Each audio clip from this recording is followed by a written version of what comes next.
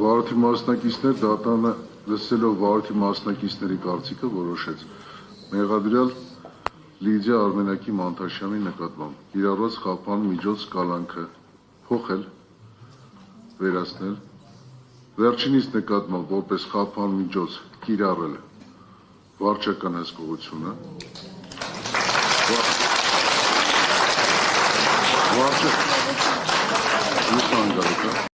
վարչական հսկողություն գրավ